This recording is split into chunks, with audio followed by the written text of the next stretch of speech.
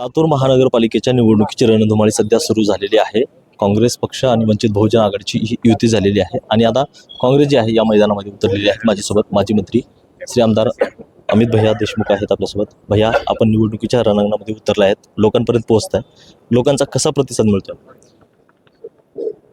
लातूर शहर महानगरपालिकेची निवडणूक बऱ्याच वर्षानंतर होते आणि लोक विकास कामांसाठी आतुर आहेत, कारण विकासच खोळंबला आहे.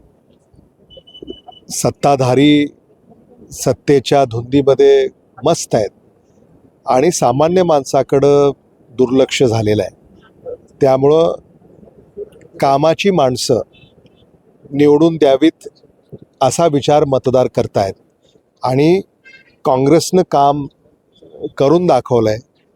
काँग्रेस काय काम करू शकतं हे लोकांना माहिती आहे. म्हणून आज काँग्रेसचे आणि वंचित बहुजन आघाडीचे जे उमेदवार आहेत त्यांना जो पाठिंबा मिळतो आहे तो विलक्षण आहे आणि मला असं वाटतं की त्याची प्रचिती आपल्याला निकालात पाहायला मिळेल. आपण या प्रचारादरम्यान मतदारांपर्यंत पोहोचताय, कोणते प्रमुख असे मुद्दे आहेत ज्या मुद्द्यावरती आपण लोकांपर्यंत पोहोचतो? विकासच खुंटला आहे. त्यामुळं ज्या काही मूलभूत सुविधा आहेत, रस्ता, नाली, पाणी, पथदिवा, ह्या ज्या काही गरजा आहेत या नव्यानं आपल्याला नागरिकांपर्यंत पोचवाव्या लागतील. भ्रष्टाचार वाढला आहे, त्याचा बंदोबस्त करावा लागेल आणि लातूर शहराच्या ज्या काही आशा आकांक्षा आहेत त्याला आपल्याला पूर्ण करायचं आहे. वाहतुकीची कोंडी होते आहे ती सोडवली पाहिजे. वाहनांच्या पार्किंगची व्यवस्था नाही आहे, त्या आपल्याला कराव्या लागतील. स्वच्छतेकडं अधिक लक्ष द्यावं लागेल. पर्यावरणाकडं अधिक लक्ष द्यावं लागेल. एअर क्वालिटी इंडेक्स म्हणजे आज लातूर शहरामध्ये आपण राहतोय तिथं प्रदूषण कसं आपल्याला कमी करता येईल, इथली हवा अधिक शुद्ध आपल्याला कशी राखता येईल, या सगळ्याच बाबींकडं आपल्याला पाहावं लागेल. आणि एकंदरीतच जे अवैध धंदे वाढीस येत आहेत त्याचा सुद्धा निपटारा करावा लागेल. अपघात होत आहेत दुर्दैवानं, ते कसे आपल्याला रोखता येतील याकडं आपल्याला लक्ष द्यावं लागेल. तर अशा अनेक बाबी आहेत. म्हणजे आता लातूरमध्ये ड्रग्ससुद्धा म्हणजे काही परिसरामध्ये आहेत असं आढळतं आहे.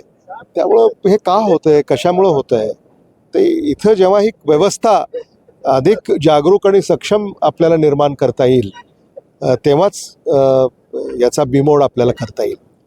सध्या लातूर शहरामध्ये एक चर्चा होते त्या बॅनरची. कुठं तर भारतीय जनता पार्टीमध्ये जी बंडखोरी आहे किंवा ज्या अंतर्गत गटबाजी आहे त्यामुळं कुठं तर त्यांना चिन्हाचं म्हणजे लावावं लागतं का, त्यांना त्यांचं कमळ चिन्ह जे आहे त्यांना लावावं लागतं का, पक्षाचे म्हणजे नेत्यांचे जे फोटो आहेत त्यांना कुठंतरी टाळून त्यांना एक चिन्ह म्हणून त्यांना समोर यावं लागतं का? नाही, हे खरं आहे की भारतीय जनता पक्षानं हे फोडाफोडी करायचं काही कारणच नव्हतं. म्हणजे आता असं दिसतंय की भारतीय जनता पक्षाच्या निष्ठावंतांवरच अन्याय झालेला आहे आणि त्यांनी वक्तव्य जाहीर केलं आहे. मला असं वाटतं की इतर पक्षाकडं त्यांनी अधिक लक्ष दिलं, स्वतःच्या पक्षाकडं कमी लक्ष दिलं, म्हणून ही वेळ त्यांच्यावर आलेली आहे. या महानगरपालिकेमध्ये काँग्रेस पक्षाच्या आणि वंचित बहुजन आघाडीच्या मिळून किती एकूण जागा येतील असं आपल्याला वाटतं?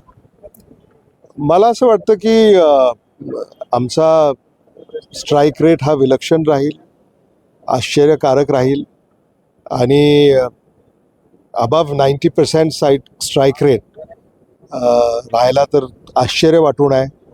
त्यामुळं नाव 90% स्ट्राईक रेट जर तुम्ही गृहीत धरला तर तुम्ही आता अंदाज बांधू शकता की किती जागा निवडून येतील. शेवटचा प्रश्न, मतदारांना काय आव्हान करणार त्या निमित्तानं? मतदारांना मी हेच आवाहन करेन की लातूरला तुमची गरज आहे आणि लातूरला तुमचं मत वाचवू शकतं. लातूरला ज्या सत्ताधाऱ्यांनी पिळून काढलं त्यांना धडा शिकवण्याची ही वेळ आलेली आहे.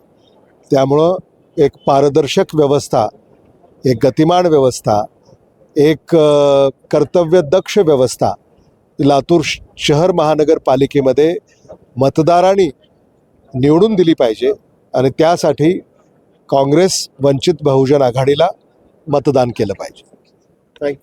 कॅमेरामॅन संदीप गवळीसह सुनील कुमार, एकमत डिजिटल, लातूर.